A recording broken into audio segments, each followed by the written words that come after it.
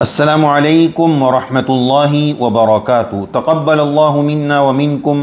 सबसे पहले हमारी जानिब से आसान दीन टीम की जानिब से ईदुल फ़ितर की ढेर सारी मुबारकबादियाँ कबूल फ़रमाएँ। आज हम आपकी खिदमत में ईदुल फ़ितर की नमाज का तरीक़ा पेश करेंगे। सबसे पहले नमाज की नीयत को समझते हैं। नीयत के सिलसिले में 3 ऑप्शन हैं। नंबर 1, नीयत दिल के इरादे का नाम है। अगर आपने दिल में ये नीयत कर ली कि मैं ईद की नमाज़ पढ़ रहा हूँ, ये दिल की नीयत भी काफ़ी है। नंबर 2, अगर ज़ुबान से नीयत कर ले तो अच्छी बात है। तो ज़ुबान से क्या नीयत करेंगे? मैं 2 रकात ईदुल फ़ितर वाजिब 6 ज़ायद तकबीरों के साथ वास्ते अल्लाह के मुँह मेरा काबा शरीफ की तरफ, पीछे इस इमाम के अल्लाहु अकबर। ये दूसरा ऑप्शन हो गया, ये ज़ुबान से नीयत हो गई। अब इतनी बड़ी नीयत अगर ज़ुबान से बोलने नहीं आती है तो तीसरा ऑप्शन ये है कि यूं नीयत कर लें, जो इमाम साहब की नीयत वो मेरी नीयत, तो इतना भी काफ़ी हो जाएगा। ये मसला हो गया ईदुल फ़ितर की नमाज की नीयत का, जिसमें 3 ऑप्शन आ गए। अब आइए नमाज का तरीक़ा। इस नमाज में अज़ान नहीं होगी, इक़ामत नहीं होगी, सीधे अल्लाहु अकबर कहकर इमाम साहब हाथ बांधेंगे, सना पढ़ी जाएगी। सना पढ़ने के बाद अल्लाहु अकबर हाथ छोड़ देंगे, अल्लाहु अकबर हाथ छोड़ देंगे, अल्लाहु अकबर हाथ बांध लेंगे। अब इमाम साहब अल्हम्दु शरीफ सूरत पढ़ेंगे। पूरी रकात उसी तरतीब पर होगी जैसे कि आम नमाज होती है।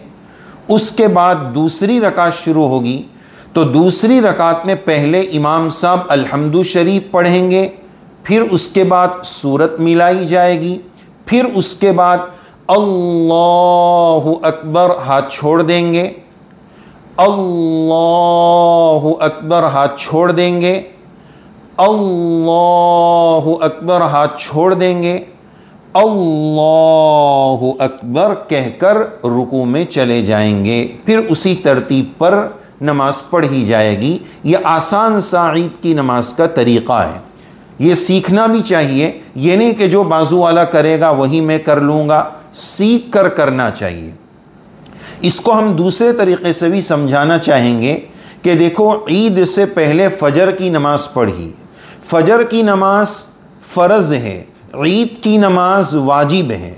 दूसरा फ़र्क ये है कि फ़जर की नमाज में ये 6 ज़ायद तकबीरें नहीं हैं, और ईदुल फ़ितर ईद की नमाज में 6 एक्स्ट्रा ज़ायद तकबीरें हैं।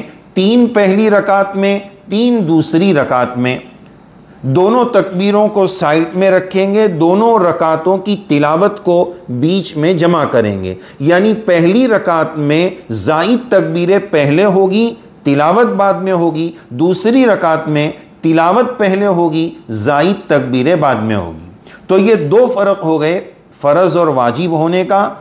और फ़जर की नमाज में ज़ायद तकबीरें नहीं, ईद में ज़ायद तकबीरें हैं। फ़जर की 2 रकात और ईद की 2 रकात में ये फ़र्क हो गया। खुतबा नहीं है या है, उसका फ़र्क अलग है।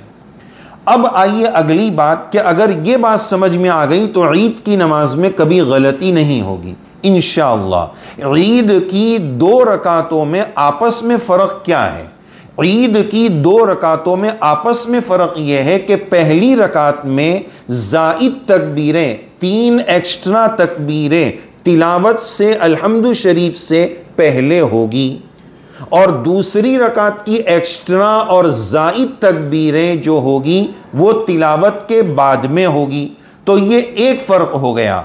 अब आइए अगला फ़र्क यह है कि पहली रकात में तीसरी जो ज़ायद तकबीर होगी उसके बाद हाथ बांध लेंगे। तीसरी तकबीर पर पहली रकात में हाथ बांध लिया जाएगा, जबकि दूसरी रकात में तीसरी तकबीर पर भी हाथ छोड़ दिए जाएंगे। तो 2 फ़र्क हो गए। पहला फ़र्क, पहली रकात में ज़ायद तकबीर तिलावत से पहले, दूसरी रकात में ज़ायद तकबीर तिलावत के बाद में। दूसरा फ़र्क कि पहली रकात में तीसरी तकबीर पर हाथ बांधेंगे, तीसरी तकबीर पर हाथ बांध लिए जाएंगे, जबकि दूसरी रकात में तीसरी तकबीर पर भी हाथ छोड़ देंगे और चौथी तकबीर कहकर रुकू में जाएंगे। अगर ये दो बात समझ में आ गई तो इंशाअल्लाह ईद की नमाज का तरीका सही तौर पर दिमाग में फिट हो जाएगा।